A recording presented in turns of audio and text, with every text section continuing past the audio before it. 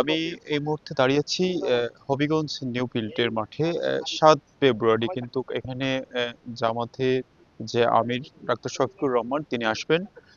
উনার আশাকে উপলক্ষে কিন্তু আসলে আহ, নেতাকর্মীরা কিন্তু অনেক আনন্দিত, এবং আমার পিছনে দেখতে পাচ্ছেন যে বড় একটি মঞ্চ তৈরি করা হচ্ছে।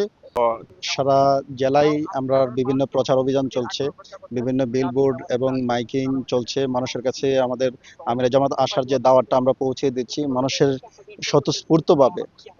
তারা এই অংশগ্রহণের যে আশাব্যঞ্জক কথা বলছেন। আমরা আশা করি যে আগামী 7 তারিখ সকালে আমাদের এই সমাবেশ, এটা মহাসমাবেশে জনসমুদ্রে রূপান্তর হবে। প্রায় আমরা 1.5 লক্ষ মানুষের উপস্থিতির একটা টার্গেট নিয়ে আমরা মাঠে আছি, কথা বলছি। আমাদের মোহতারাম আমিরে জামাত এখানে আগামী 7ই ফেব্রুয়ারি সকালে আসবেন। তিনি সকালে সিলেট এবং এখান থেকে সিলেট যাবেন।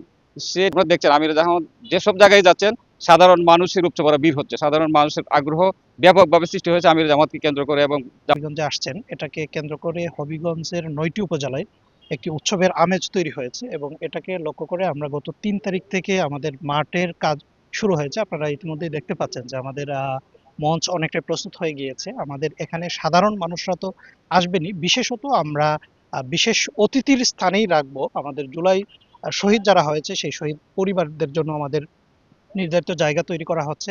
এবং জুলাই যোদ্ধা যারা আছে তাদেরকেও আমরা আহ্বান জানাচ্ছি, এবং আমিরে জামাত যদি সময় থাকেন তাহলে তার বক্তব্যের শেষে তাদের সাথে সাক্ষাৎ করে যাবেন ইনশাআল্লাহ। হবিগঞ্জের প্রত্যেকটা প্রান্তরে আমিরে জামাতের এই সফরকে নিয়ে উৎসাহ উদ্দীপনা তৈরি হয়েছে, উৎসবের আমেজ তৈরি হয়েছে। এই মাঠে সবচেয়ে বড় জনসমাবেশদের একটা হবে। আমরা আশা করি মিনিমাম 1.5 লক্ষ মানুষ এই জনসমাবেশে থাকবেন। তো এই ছিল হবিগঞ্জ থেকে সর্বশেষ।